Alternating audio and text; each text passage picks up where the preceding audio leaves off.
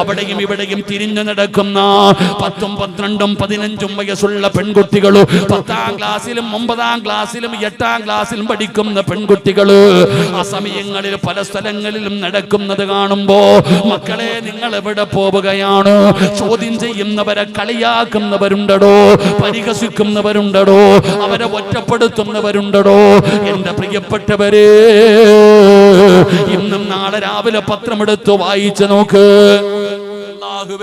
16 വയസ്സുകാരനാണ്, 14 വയസ്സുകാരി. പഠിച്ചവരെ കൊലപാതകങ്ങൾ വരെ നടക്കുന്നത് 46കാരനല്ല, ചെറിയ മക്കളുടെ കഥയാണോ? എന്തൊക്കെ വാർത്തകളാ വായിക്കുന്നത്, എന്തൊക്കെ സങ്കടകരമായ വാർത്തകൾ കാണുന്നില്ല. അതുകൊണ്ട് എന്റെ പ്രിയപ്പെട്ടവരോട് പറയുകയാണ്, ലജ്ജ വേണം സഹോദരാ, എല്ലാത്തിനും ഒരു നാണം വേണമടാ ചെറുപ്പക്കാരാ, ഒരു മാന്യത വേണ്ടേ മോന്? നീ ഒരു മുസ്ലിം അല്ലേടാ, നീ ഒരു മുസ്ലിമല്ലേ ചെറുപ്പക്കാരാ? അതുകൊണ്ട് എന്റെ പ്രിയപ്പെട്ടവരോട് പറയുകയാണ്, ജീവിതം ആസ്വദിക്കാനുള്ളതാണ്, അടിച്ചു പൊളിക്കാനുള്ളതാണ് എന്ന് പറഞ്ഞുകൊണ്ട് നടക്കുന്ന യുവത്വമേ, ആരാടാ പറഞ്ഞത് ജീവിതം ആസ്വദിക്കാനുള്ളതാണെന്ന്? ഈ ജീവിതം സുഖിക്കാനുള്ളതാണെന്ന് ആരാ നിന്നോട് പറഞ്ഞു തന്നത്? അല്ലാഹു നിന്നെ പടച്ചിരിക്കുന്നത് എന്തിനാണെന്നറിയോ? നിനക്ക് തോന്നുന്നത് പോലെ ജീവിക്കാനല്ല. നിനക്ക് ഭക്ഷണം തന്നതാരാ? നിന്നെ ജനിപ്പിച്ചതാരാ? നിനക്ക് ജീവൻ തന്നതാരാ? നിനക്ക് സർവ്വതും തരുന്നതാരാ? നിന്നെ ജീവനോടെ പൊന്നുപോലെ കൊണ്ട് നടക്കുന്നവനാരാ? അത് പടച്ച റബ്ബാടാ പൊന്നുമോന്. ആ അല്ലാഹുവാണ് നിന്നെ പടച്ചത്. എന്തിനാണ് പടച്ചവനെ പറയുന്ന രീതിയിൽ അനുസരിക്കാരാ? അല്ലാതെ തോന്നിവാസികളെ പോലെ ജീവിക്കാനല്ല, അല്ലാതെ പടച്ചവനെ മറന്നു നടക്കാനല്ല. അതുകൊണ്ട് എന്റെ പ്രിയപ്പെട്ടവരോട് പറയുകയാ, ജീവിതം ആസ്വദിക്കാനുള്ളതല്ല. ഇതല്ലടാ ജീവിതം, ഇതല്ലടാ ജീവിതം. യാത്രക്കാരാണ് ചെറുപ്പക്കാരാ. എന്റെ വയത് കേൾക്കാമെന്ന ചെറുപ്പക്കാരികളായ 10ാം ക്ലാസ്സിലും +1നും +2നും ഡിഗ്രിക്കും പഠിക്കുന്ന പെൺകുട്ടികളോട് അല്ലാഹുവേ റീലെടുത്ത് ഇൻസ്റ്റാഗ്രാമിൽ ഇട്ടിട്ട് ഈ സമുദായത്തിന് നാണം കെടുത്തുന്ന യുവതലമുറയോട് പറയുകയാ, യാത്രക്കാരാണ് മക്കള്, യാത്രക്കാരാണ് മക്കള്. അല്ലാഹുവേ പള്ളിയിൽ നിന്ന് അതാ നിങ്ങളുടെ വീട്ടിലേക്ക് ഒരു വാഹനം കടന്നു വരുമല്ലോ, മയ്യത്ത് കെട്ടിലെന്ന് പറയുന്ന വാഹനം വീട്ടിലേക്ക് വരുമ്പോൾ അതിനകത്ത് കയറി പോകാൻ ഒരുങ്ങി നിൽക്കുന്ന യാത്രക്കാരാണ് നമ്മള്. ആ ഓർമ്മ വേണം ചെറുപ്പക്കാരാ. യഥാർത്ഥ ജീവിതം മരണത്തിന് ശേഷമുള്ള ജീവിതമാണ്. അതാണ് യഥാർത്ഥ ജീവിതം. നമ്മുടെ ജീവിതത്തിന്റെ വിലയറിയണമെങ്കിൽ അല്ലാഹുവേ ജനിച്ചപ്പോഴേ ഒരു ചെവിയിൽ ബാങ്ക് വിളിച്ചു, ഒരു ചെവിയിൽ ഇഖാമത്ത് കൊടുത്തു. ഇന്ന് വരെ നിസ്കരിച്ചില്ലടാ ചെറുപ്പക്കാരാ.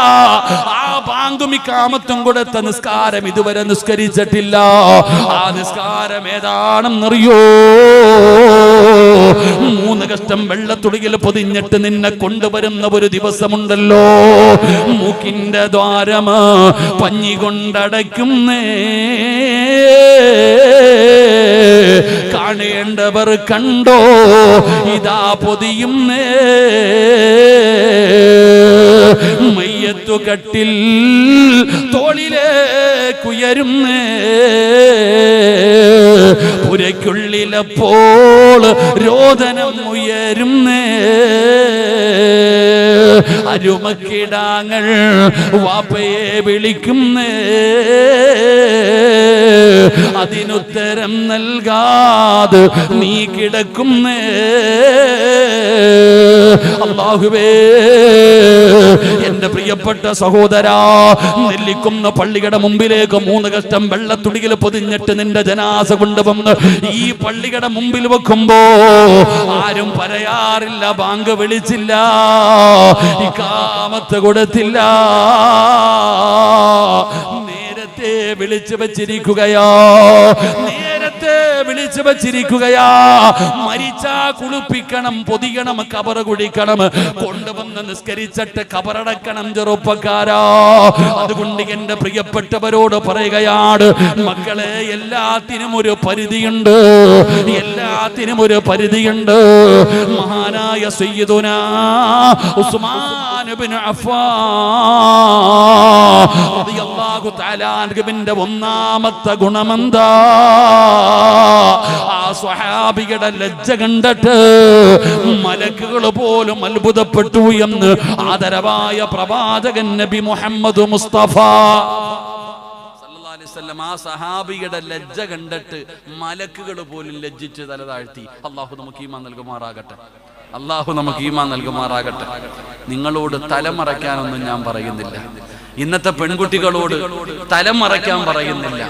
വാക്കിയെങ്കിലും ഒന്നും മറച്ചാൽ മതിയായിരുന്നു. അല്ലാഹു ഈമാൻ നൽകുമാറാകട്ടെ. തലമറയ്ക്കാനൊന്നും ഞാൻ പറയുന്നില്ല. അത് കാരണം എന്താ അങ്ങനെ പറഞ്ഞിട്ട് കേൾക്കണില്ല. നേരത്തെ പണ്ട് ഉസ്താദന്മാര് തലമറയ്ക്കാനാ പറയണേ. ഇപ്പൊ പറയുന്നത് തലമറയ്ക്കാനുള്ള ബാക്കിയുള്ളതെങ്കിലും ഒന്നും മറയ്ക്കും മക്കളെ. ആൺകുട്ടികളോട് പറയുന്ന മോനെ, എടാ ഈ നിക്കറിട്ടുകൊണ്ട് നടക്കണ പരിപാടി ഒന്നും മാറ്റിയിട്ട് എടാ ഒന്ന് നല്ല വസ്ത്രം ധരിക്കും മോനെ. അള്ളാനെ ഭയന്ന് ജീവിക്കണം മക്കളെ. ലജ്ജ വേണോടാ. എടാ നീയേ ഇങ്ങനെ ആയിപ്പോയി. നാട്ടുകാരെ കൂടെ നരകത്തിൽ കൊണ്ടുപോകരുത്. അള്ളാഹു കാത്തിരക്ഷിക്കുമാറാകട്ടെ. നീയേ ഇങ്ങനായി. വാപ്പ വാള് കഴിഞ്ഞ് പോകുമ്പോ കാണണം ഒരു ഉടുത്തുണ്ടോ. സുബ്ഹാനല്ലാഹ്. വാപ്പ മുണ്ടം കിട്ടും മടക്കി ഉടുത്തിട്ട് ഇങ്ങനെ തൊടയിൽ അടിച്ചോണ്ടാ പോണെ. കണ്ടോ കണ്ടോന്ന്. എന്താ വാപ്പ, നിന്റെ മുടിയും നരച്ചു, പ്രായമായി, ഒരുപാട് രോഗങ്ങളായി, എന്നിട്ട് നന്നാകുന്നില്ല. അള്ളാഹു നമ്മളെ കാത്തിരക്ഷിക്കുമാറാകട്ടെ. ലജ്ജയില്ലാത്തവനെ കുറിച്ച് പിന്നെ പറഞ്ഞിട്ട് കാര്യമില്ല. ലജ്ജയില്ലാത്ത ഒരാളെ കുറിച്ച് പിന്നെ പറഞ്ഞിട്ട് കാര്യമില്ല. അവന് പിന്നെ തോന്നുന്ന പോലെ ജീവിക്കും. അള്ളാഹു നമ്മളെ കാത്തിരക്ഷിക്കുമാറാകട്ടെ. മഹാനായ ഉസ്മാൻ റളിയല്ലാഹു തആല അൻഹുവിന്റെ ഒന്നാമത്തെ ഗുണം ആ സ്വഹാബിക്ക് വല്ലാത്ത ലജ്ജയായിരുന്നു. അള്ളാഹു അതിന്റെ 4 അംശമെങ്കിലും അള്ളാഹു നമുക്ക് നൽകി അനുഗ്രഹിക്കുമാറാകട്ടെ. അള്ളാഹു നമുക്ക് അതിന്റെ ഒരു അല്പമെങ്കിലും അള്ളാഹു നമുക്ക് നൽകി അനുഗ്രഹിക്കുമാറാകട്ടെ. പണ്ടത്തെ പെണ്ണുങ്ങള് 10ാം ക്ലാസ്സിൽ പഠിക്കുമ്പോൾ ഗ്രൂപ്പ് ഫോട്ടോ എടുക്കുമായിരുന്നു. പണ്ട് ഗ്രൂപ്പ് ഫോട്ടോ. അന്ന് പെണ്ണുങ്ങളിൽ പലരും സ്കൂളിൽ പോകാറില്ല. ചോദിച്ചാൽ പറയും ഫോട്ടോ എടുക്കുന്നത് കാരണം പോകത്തില്ല. എന്നാൽ ഇന്നത്തെ പെണ്ണുങ്ങൾ നോക്കിക്കേ, ആ ഉമ്മ ഇന്നവർ ഉമ്മയായി. അന്ന് 10ാം ക്ലാസ്സിൽ പഠിച്ച താത്ത ഇന്ന് മക്കളെയും കെട്ടിച്ച് കൊച്ചുമക്കളെയും കെട്ടിക്കാൻ പ്രായമായി. പക്ഷെ ഇപ്പോഴോ, ഇന്ന് 10ാം ക്ലാസ്സിൽ പഠിച്ച കുട്ടികൾക്ക് അന്ന് പഠിച്ചവർക്ക് ഇന്ന് ഗ്രൂപ്പുകളുണ്ട്. ഇന്ന് ഗ്രൂപ്പുകളുടെ കാലമാണ്. ഇന്ന് എല്ലാത്തിനും ഗ്രൂപ്പാ. 1985 10ാം ക്ലാസ്സിൽ പഠിച്ചവർക്ക് ഇപ്പൊ വാട്സപ്പ് ഗ്രൂപ്പുണ്ട്. എല്ലാ CC അടഞ്ഞ് തീരാറായി. എല്ലാത്തിനും ആണിനും പെണ്ണിനും CC അടഞ്ഞ് തീരാറായി. 2025 ഏറ്റവും കൂടുതൽ ഒളിച്ചോടിയതും കുടുംബ കലഹങ്ങൾ ഉണ്ടാകാൻ കാരണമായത് ഈ ഗ്രൂപ്പുകളാണ് എന്ന് പഠിപ്പിക്കുക കണക്കുകൾ. അതുകൊണ്ട് എന്റെ പ്രിയപ്പെട്ട സഹോദരങ്ങളെ, ലജ്ജയുള്ളവരാകണം. അള്ളാഹു നമുക്ക് ഈമാൻ നൽകുമാറാകട്ടെ. മഹാനായ ഉസ്മാൻ റളിയല്ലാഹു തആല അൻഹുവിന്റെ 2ാമത്തെ ഗുണം സദഖ കൊടുക്കുന്നതിൽ വല്ലാത്ത ഒരു ലഹരിയായിരുന്നു ആ സഹാബിക്ക്. സദഖ കൊടുക്കുക എന്ന് പറയുന്നത് അള്ളാഹുവിന്റെ ദീനിന് വേണ്ടി കൊടുക്കുക. എന്റെ പ്രിയപ്പെട്ടവരെ, സദഖ കൊടുക്കുക എന്ന് പറയുന്നത് ഒരു വല്ലാത്ത ലഹരിയായി കണ്ടിരുന്നു. എത്ര കൊടുത്താലും മതി വരില്ല. എത്ര വാരിക്കോരി കൊടുത്താലും മതി വരില്ല. മഹാനായ സ്വഹാബിയായ ഉസ്മാൻ റളിയല്ലാഹു തആല അൻഹുവിന്റെ പ്രത്യേകത എന്താ? മുമ്പിൽ വരുന്ന ഒരാളെയും ആ സ്വഹാബി വെറും കൈയോടെ മടക്കാറില്ല. ഒരുപാട് സമ്പത്തുണ്ടായിരുന്ന സ്വഹാബിയാണ്. പടച്ചവനെ, ഉസ്മാൻ റളിയല്ലാഹു തആല അൻഹുവിന്റെ ചരിത്രം പഠിക്കണമടോ. നമ്മളുടെ അടുക്കൽ പടച്ചവനെ, നമ്മൾ പള്ളി പണിയാണ് സദഖ കൊടുക്കണം, ഹിഫ്ള് കോളേജിന്റെ പണിയാണ് കൊടുക്കണം. നമ്മൾ പറയും ഒരു വട്ടം കൊടുത്തതാ, ഞാൻ കഴിഞ്ഞ പ്രാവശ്യം കൊടുത്തതാ എന്ന് പറയുന്നവര്, ഉസ്മാൻ റളിയല്ലാഹു തആല അൻഹുവിന്റെ ചരിത്രം എന്തെന്നറിയോ? അതാ തബൂക്ക് യുദ്ധത്തിന്റെ വേളയിൽ അല്ലാഹുവിന്റെ പ്രവാചകൻ സ്വല്ലല്ലാഹു അലൈഹി വസല്ലമ തങ്ങൾ സ്വഹാബത്തിനെ വിളിച്ചിട്ട് പറഞ്ഞു, സ്വഹാബാ, അല്ലാഹുവിന്റെ ദീനിനെ സഹായിക്കണം സ്വഹാബാ, അല്ലാഹുവിന്റെ ദീനിനെ സഹായിക്കണം സ്വഹാബാ. ആരാവുള്ളത്? പടച്ചവന്റെ ദീനിനെ സഹായിക്കാൻ ആരാവുള്ളത്? അനയാ റസൂലല്ലാഹ്. ഉസ്മാൻ തങ്ങൾ ചാടി എഴുന്നേൽക്കുകയാണ്. ഒന്നാമനായി ചാടി എഴുന്നേൽക്കുകയാണ്. എന്നിട്ട് പറയുന്നു, മുത്തുനബിയേ, 100 ഒട്ടകവും അതിന്റെ മുകളിൽ വെക്കാനുള്ള കട്ടിലും ഞാൻ തരാ നബിയേ. ഉസ്മാൻ റളിയല്ലാഹു തആല അൻഹുവിന്റെ പ്രത്യേകതയാ. അവിടുന്ന് ആദ്യമായിട്ട് എഴുന്നേറ്റ് നിന്നിട്ട് പറയുകയാണ്, 100 ഒട്ടകവും അതിന്റെ മുകളിലുള്ള കട്ടിലും ഞാൻ തരാ നബിയേ. അല്ലാഹുവിന്റെ റസൂലിന് വല്ലാത്ത സന്തോഷമായടോ. പ്രവാചകൻ ഉസ്മാൻ റളിയല്ലാഹു തആല അൻഹുവിന് വേണ്ടി അവിടുന്ന് ദുആ ചെയ്യുകയാ. സദഖ കൊടുത്താ ദുആ ചെയ്യണമല്ലോ. പടച്ചവനെ മറ്റുള്ളവർക്ക് ചെയ്യാൻ അതൊരു മനസ്സുണ്ടാകാനുള്ള കാരണമാകുമല്ലോ. അതുകൊണ്ട് നബി തങ്ങൾ അവിടുന്ന് ദുആ ചെയ്തു. ഉസ്മാൻ റളിയല്ലാഹു തആല അൻഹു 100 ഒട്ടകങ്ങളെയും അതിന്റെ മുകളിൽ വെക്കാനുള്ള കട്ടിലും സദഖ ചെയ്തിരിക്കുകയാണ്. നബി തങ്ങൾ ദുആ ചെയ്തു. എന്നിട്ട് നബി തങ്ങൾ ചോദിച്ചു, ഇനി ആരാ സഹാബാ? അല്ലാഹുവിന്റെ ദീനിനെ സഹായിക്കാൻ ആരാ ഉള്ളത്? അതാ അനയാ റസൂലല്ലാഹ്. ഉസ്മാൻ തങ്ങൾ രണ്ടാമതും എഴുന്നേൽക്കുകയാണ്. നബിയേ, 200 ഒട്ടകങ്ങളെ ഞാൻ തരാ നബിയേ. 200 ഒട്ടകങ്ങളെ ഞാൻ തരാ നബിയേ. ആദ്യം 100 കൊടുത്തതെങ്കിൽ, 100 ഒട്ടകക്കട്ടിലാണ് കൊടുത്തതെങ്കിൽ, രണ്ടാമത് ഉസ്മാൻ തങ്ങൾ പറയുന്നു 200 ഒട്ടകങ്ങളെ ഞാൻ തരാ നബിയേ. നബി തങ്ങൾ അവിടുന്ന് ദുആ ചെയ്തു. എന്നിട്ട് നബി തങ്ങൾ മൂന്നാമത് ചോദിക്കുന്നു, ആരാ സ്വഹാബാ? അല്ലാഹുവിന്റെ ദീനിനെ സഹായിക്കാൻ, അല്ലാഹുവിന്റെ ദീനിനെ സഹായിക്കാൻ ഇനി ആരാണുള്ളതെന്ന് ചോദിക്കുമ്പോ അനയാ റസൂലല്ലാഹ്. ഉസ്മാൻ തങ്ങൾ മൂന്നാമതും എഴുന്നേൽക്കുകയാണ്. നബിയേ, 300 ഒട്ടകങ്ങളെ ഞാൻ തരാ നബിയേ. ആദ്യം 100 പറഞ്ഞത്, പിന്നെ 200 പറഞ്ഞത്, പിന്നെ 300 പറയുന്നത്. അല്ലാഹുവിന്റെ പ്രവാചകൻ അവിടുന്ന് ദുആ ചെയ്യുകയാണ്. അല്ലാഹുവിന്റെ റസൂൽ അവിടുന്ന് ദുആ ചെയ്തു. സ്വഹാബത്ത് പറയുകയാ, അല്ലാഹുവിന്റെ റസൂൽ എങ്ങാനും ചോദിച്ചു കൊണ്ടിരുന്നെങ്കിൽ ഉസ്മാൻ തങ്ങൾ തന്റെ സമ്പത്ത് മുഴുവനും കൊടുക്കുമായിരുന്നു. തന്റെ സമ്പാദ്യം തീരുന്നത് വരെ നബി തങ്ങൾ ചോദിക്കുമ്പോ ഇങ്ങനെ കൊടുക്കുമായിരുന്നു. അത് വല്ലാത്ത ഒരു സ്വഭാവമായിരുന്നടോ. ഉസ്മാൻ തങ്ങളുടെ വല്ലാത്ത ഒരു ഗുണമായിരുന്നു. അല്ലാഹുവേ, മറ്റൊരു സമയത്ത് നബി തങ്ങൾ ചോദിക്കുകയാണ്, അല്ലാഹുവിന്റെ പരിശുദ്ധമായ ദീനിനെ സഹായിക്കണം, യുദ്ധത്തിന് പോവുകയാണ്.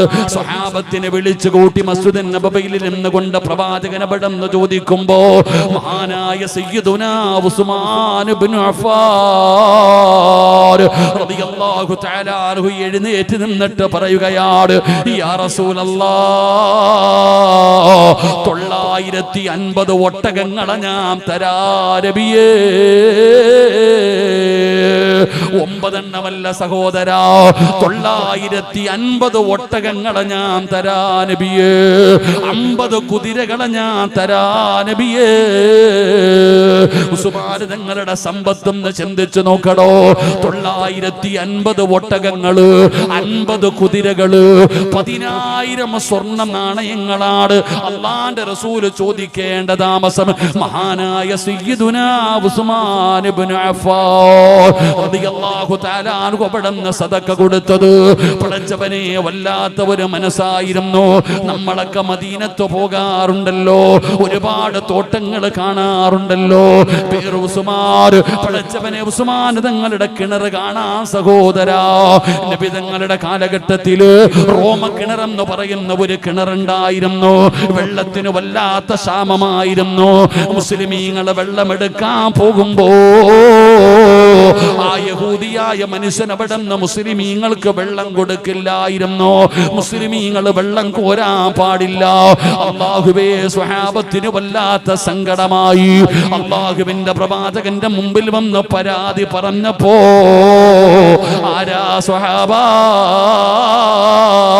ആ കിണർ ആരാണ് മേടിച്ചു കൊടുക്കുന്നത്? സ്വർഗത്തിലൊരു കിണർ പടച്ച റബ്ബ് തരുമെന്ന് പറയുമ്പോ മഹാനായ സയ്യിദുനാ ഉസ്മാൻ ഇബ്നു അഫ്ഫാൻ റളിയല്ലാഹു തആല അൻഹു അല്ലാഹുവേ ആ കിണറിന്റെ ഉടമസ്ഥനായ യഹൂദിയുടെ മുമ്പിലേക്ക് കടന്നു ചെല്ലുകയാ. എന്നിട്ട് പറഞ്ഞു, ഈ കിണർ നിങ്ങൾ വിൽക്കണം, ഈ കിണർ എനിക്ക് തരുമോ, ഈ കിണർ എനിക്ക് തരുമോ? അല്ലാഹുവേ ആ മനുഷ്യൻ പറഞ്ഞു, കൊടുക്കൂല, നിങ്ങൾ ചോദിക്കുന്നത് തരാ, ഈ കിണറിന് വേണ്ടി നിങ്ങൾ എന്ത് ചോദിച്ചാലും ഞാൻ തരാ. യഹൂദിയായ മനുഷ്യൻ 35,000 വെള്ളി നാണയങ്ങളാ ചോദിച്ചത്. ആ കിണറിന് പകരമായിട്ട് 35,000 വെള്ളി നാണയം ചോദിച്ചപ്പോ മഹാനായ സയ്യിദുനാ ഉസ്മാൻ ഇബ്നു അഫ്ഫാൻ റളിയല്ലാഹു തആല അൻഹു 35,000 വെള്ളി നാണയം എണ്ണി കൊടുത്തിട്ട് ഇലാ ഹദ്റത്തി റസൂലില്ലാഹ് വെറുതെ ചോദിച്ചതാണോ? അത്രയും വിലയൊന്നുമില്ല, കളിയാക്കുന്ന രീതിയിൽ ചുമ്മാതെ വന്ന് പറഞ്ഞതാണ്.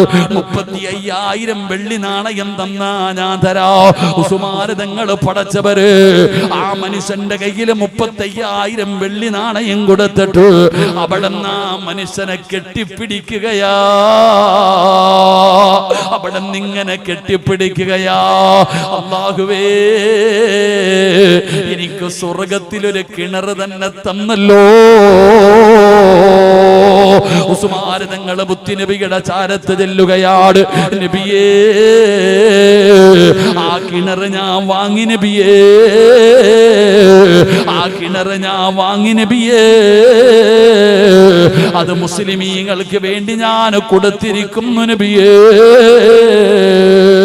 അല്ലാഹുവേ, ഉസ്മാൻ തങ്ങളുടെ സ്വഭാവം ഇതാടോ, വല്ലാത്ത മനസ്സായിരുന്നു, സഹായിക്കാൻ വല്ലാത്ത മനസ്സായിരുന്നു. ഒരാളെയും വെറും കയ്യോടെ മടക്കാറില്ല, ഒരാളെയും വെറും കയ്യോടെ മടക്കാറില്ല. അല്ലാഹുവേ, ഇന്ന് മുസ്ലിം സമുദായത്തിൽ പലർക്കും ഇല്ലാതെ പോയ ഒരു സ്വഭാവമാണോ സദഖ കൊടുക്കുന്ന ഒരു സ്വഭാവം. അല്ലാഹുവേ, പള്ളികൾക്ക് ചോദിച്ചോ, യതീംഖാനകൾക്ക് വേണ്ടി ചോദിച്ചോ, മദ്രസകൾക്ക് വേണ്ടി ചോദിച്ചോ, പാവങ്ങൾക്ക് വേണ്ടി, ക്യാൻസർ പിടിച്ചു കിടക്കുന്നവർ, കിഡ്നി രോഗികൾ, പ്രയാസങ്ങളിൽ കഴിയുന്നവർ, അവർക്ക് വേണ്ടി ചോദിക്കുമ്പോ പലരും കൊടുക്കാനുള്ള മനസ്സില്ലാതെ പോകുന്നു. എല്ലാവരും വിചാരിക്കുന്നത് കൊടുത്താ കുറഞ്ഞു പോകുമെന്നാ, കൊടുത്താ കുറഞ്ഞു പോകുമെന്നാ. ഉണക്കുകാലം വരികയാണ്. പടച്ചവരെ, കിണറ്റിലെ വെള്ളം പറ്റിപ്പോകുമെന്നുള്ള പേടി കാരണം അയൽവാസികൾക്ക് പോലും വെള്ളം കൊടുക്കാത്ത മുസ്ലിമേ, 3 കാര്യങ്ങൾ ചോദിച്ചാ കൊടുക്കട്, 3 കാര്യങ്ങൾ ചോദിച്ചാ കൊടുക്കട്. വരുന്നവന് വെറും കയ്യോടെ മടക്കരുത്. ഏതെങ്കിലും ഒരു മനുഷ്യന് 3 കാര്യങ്ങൾ ചോദിച്ചാൽ, 3 കാര്യങ്ങൾ ചോദിച്ചാ കൊടുക്കാതെ വെറും കയ്യോടെ മടക്കരുത്. അതിലെ ഒരു കാര്യം വെള്ളമാ സഹോദരാ. ഉണ്ടെങ്കിൽ കൊടുക്കട്, ഉണ്ടെങ്കിൽ കൊടുക്കട്, ഇല്ല എന്ന് പറഞ്ഞിറക്കി വിടരുത്. എന്റെ പ്രിയപ്പെട്ട സഹോദരങ്ങളെ, കൊടുത്തെന്ന് പറഞ്ഞു കുറയൂല, കൂടുന്നതല്ലാതെ കുറയൂല, കൂടുന്നതല്ലാതെ കുറയൂല.